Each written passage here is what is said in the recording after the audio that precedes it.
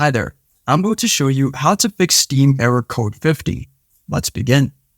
Okay, so what you want to do is you need to go to your search bar over here at the bottom.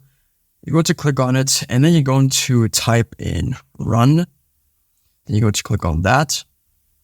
Now, where it says open, you're going to remove anything that appears here, and you're going to type in the temp, and then you're going to click on OK. Now it says you don't currently have permission to access this folder. I'm going to click on continue. Then what you want to do next is you're going to select the keys on your keyboard, such as Control and A. Then you're going to right click and you're going to click on delete. Now it might say that one of these files are still running in one of the backgrounds. So what you want to do is you're going to click on skip. So do this for all current items, and then you're going to click on skip. Then you're going to select do this for all current items, skip.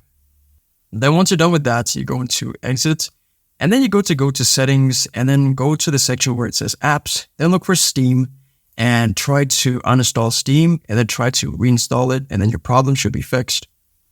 If this video helped you out, then please leave a like, and consider subscribing. It's free, and it helps the channel to make more videos like this.